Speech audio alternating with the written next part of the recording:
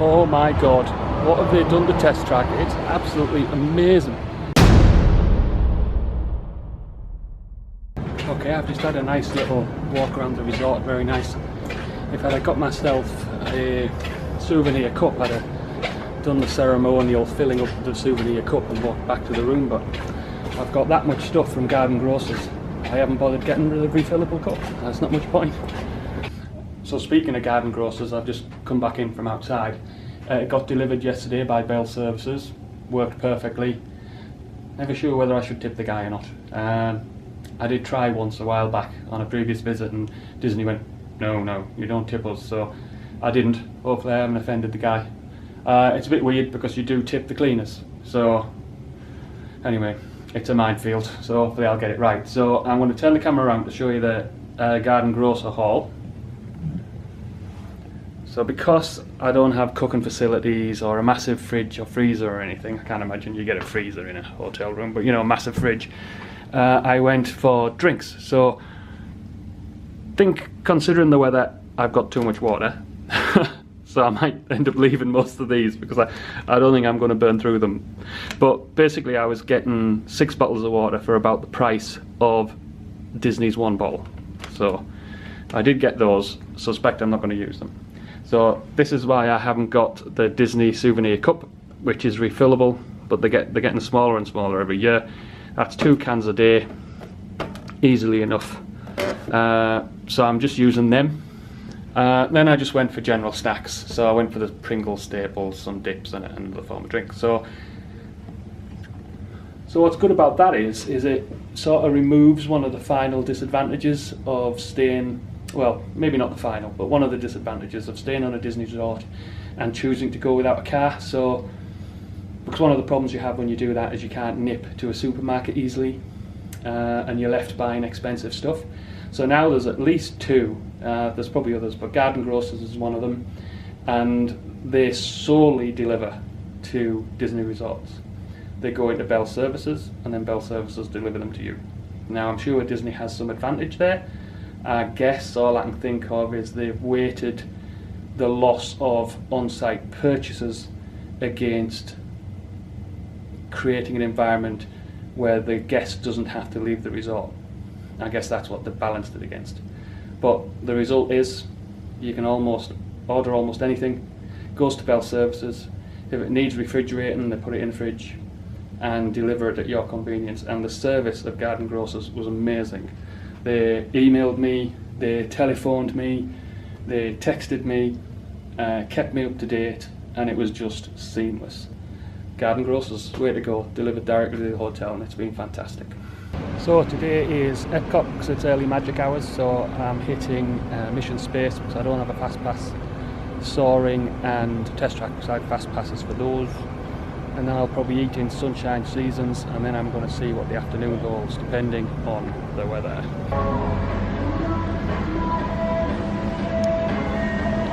There's a sun behind those clouds somewhere. I don't think it's going to make an appearance, so as long as they don't release their payload, I think I'll just be satisfied with that. So those billboards with the bus times on for the next bus, they're absolutely brilliant. They're new since last time. It's just a pity they don't route through to your room or even better, onto the My Disney Experience app so you could look it up on the phone before you set off. I mean, they run regularly, but it'd just be really cool. I think that'd be a great improvement. So if you're listening for recommendations, that's it. Route those billboard next bus screens that are available near the bus stops through to My Disney Experience. That'd be great.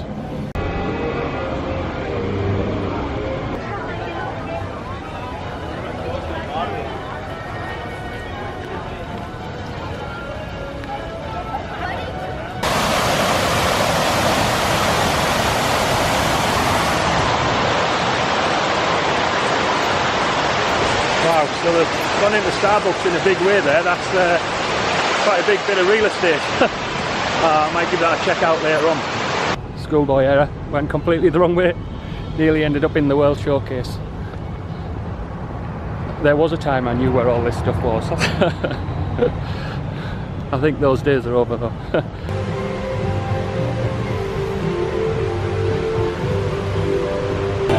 So I'm cheating.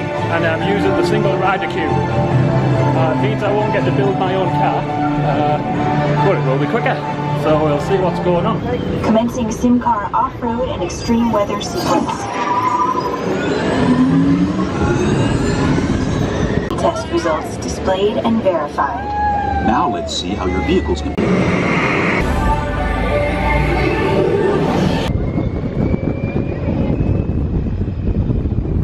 Oh my god, what have they done to test track? It's absolutely amazing. Last time I rode it, I don't know, 2007, something like that. It was all about replicating physical tests, and the scenario was you were the crash test dummy and all that sort of thing. But that's totally changed now, so it's all gone near future sci-fi. So you're in like a virtual car and it's all high-tech screens, and it's just amazing and a lot better. So that's great. Absolutely fantastic. I've been on it twice. I might go on it a third time because I can pretty much get straight on as a single rider. The other thing to consider is I love how you pick your car. I haven't fully designed the car yet. You pick a model based on a set ability when you go through the single rider queue. But after each test it shows you which cars performed best, and it gives you a score at the end, and then at the end you can race your virtual car, you can do various things with it. It's just a whole better setup and theming. And the insides look absolutely glorious, while they weren't that exciting before, while now they just look physically amazing. It's just it just hits your eyes. It's absolutely brilliant. So that's a great ride now, when it was pretty middling and okay before, so I'm going to go and ride it again, I think. Is it just me, or do large parts of EPCOT look totally deserted? It's pretty weird. It's like a half-filled park. I think it needs a bit of a boost.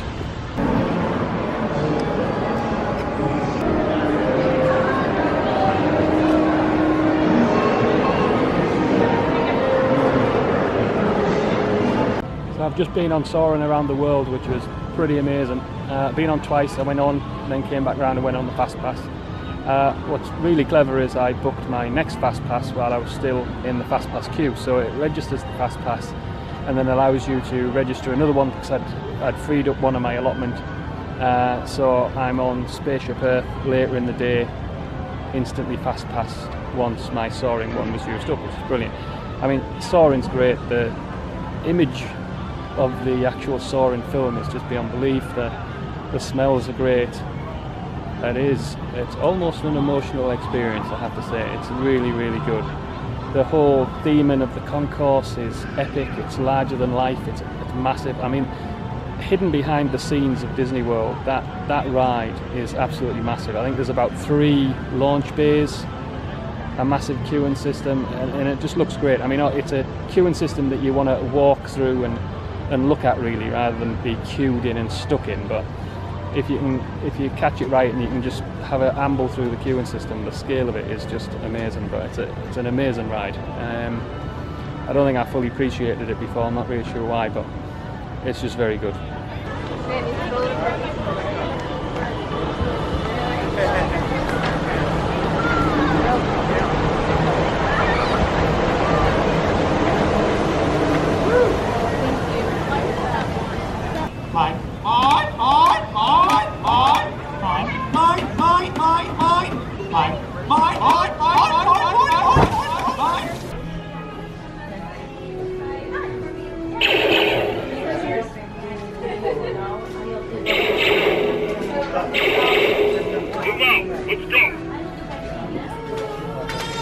Yeah, I just want to say before I leave, I went on Mission Space, but I did only go on it once, couldn't do it twice, but it's really clever, really like it. Forgotten what it was like. Really good. I went on the orange version, so it was the intense one. I must admit, I think the fatter your face, the better the experience, so that's a tip. Fatten up your face before you go on Mission Space, it really works. Okay, it's 12 o'clock, so I'm heading back to the hotel. I might even use the pool, the weather's held up. So that's 4 hours in the park, all done in the morning. Pretty good. This is a sign of things to come in terms of park attendance, queue-wise. It's going to be pretty good. I mean, I've pretty much walked onto anything I wanted to go on.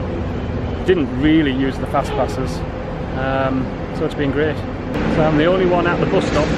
That's because everyone's coming into the park now while I'm leaving, which is pretty much the way to do it.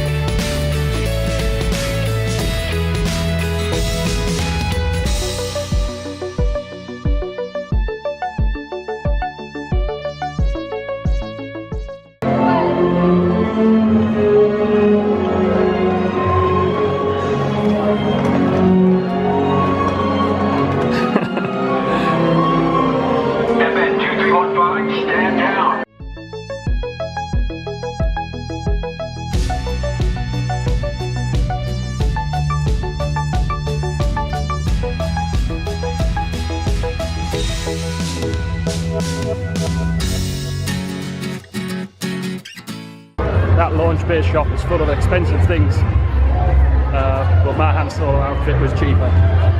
Didn't look too bad either, but back in the day.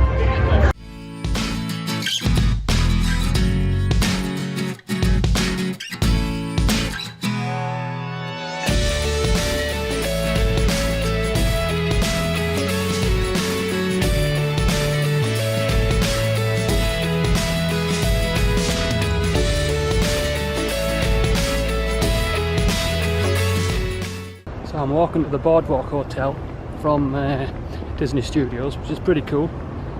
It's a bit like walking to the hotels from the Disneyland Paris park, so that's good. A couple of things about Disney Studios. That Star Wars museum thing that they have in the launch bay is really good. It's a bit like the one I've seen for Star Trek in Vegas, and the Marvel sort of museum which they did in as a prelude to Islands of Adventure, and that was really good as well. It was all artifacts from the Marvel universe as if it existed and they were in a museum, which was really cool. So that launch bay one's really cool as well, just really good, well worth seeing. Star Tours is ace, it's new. I've been told, as well as being 3D, it's now randomised. So in a collectible card game feeding frenzy, I will have to ride it a few more times to see if I get a different sequence. So that was cool as well.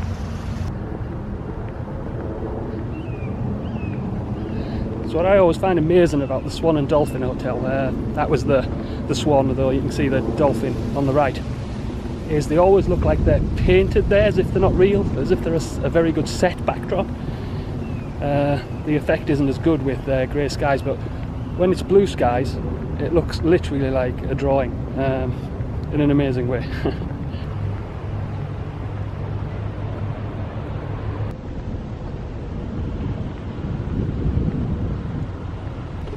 This has been really good. Disney could do with having more walks like this, just spread around the park, and also doing cycling routes and things like that. I think it would really pay off. Regrettably they don't, but that was really cool. So I'm going to have a look around here, and I'm going to try and move on to walking to EPCOT, which is where I ultimately need to be. I think you can do that, so you can get a boat route anyway, so I'm hoping there's a path along the lake. So that's my next plan, so we'll see.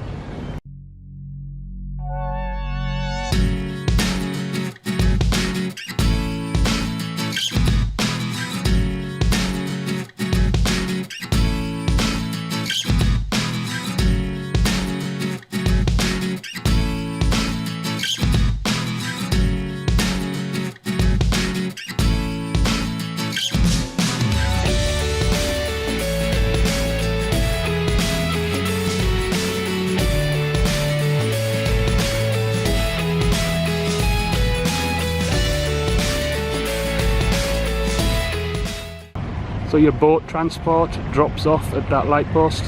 I must do it. That is pretty freaking cool.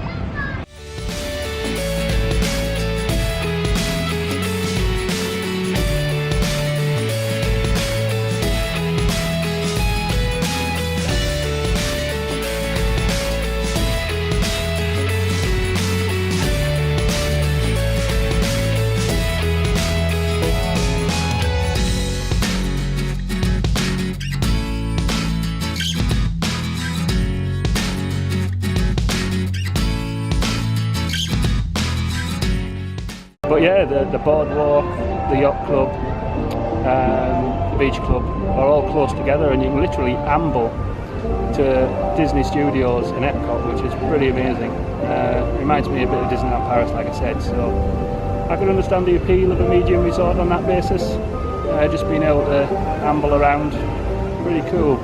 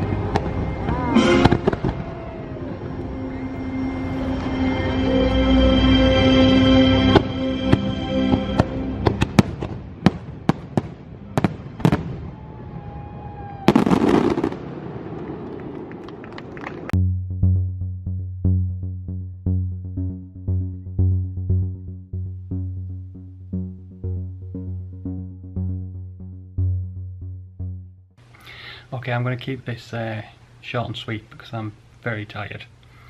I've been up for, I don't know, 20 hours, something like that. My body's a bit broken. My legs are tired from all the walking and my upper body's a bit tired from all the swimming. As usual on these holidays, I think I'm finding muscles I didn't know I had or haven't been used for a while. I think what I probably need to say is today was brilliant. It panned out exactly how I hoped the holiday would, with the morning in the theme parks, afternoon back at the resort in the pool, and then back out again in the evening, and that sort of structure works really well. So as long as the weather holds up, I think it's all going to be great. I just wanted to get that in because I realised at the end of day one I didn't really leave it in a good place because I wasn't really too happy about everything. So I think there's numerous things I probably want to discuss and talk about as a result of today, but it's a bit late for it now. So other than that, see you next time.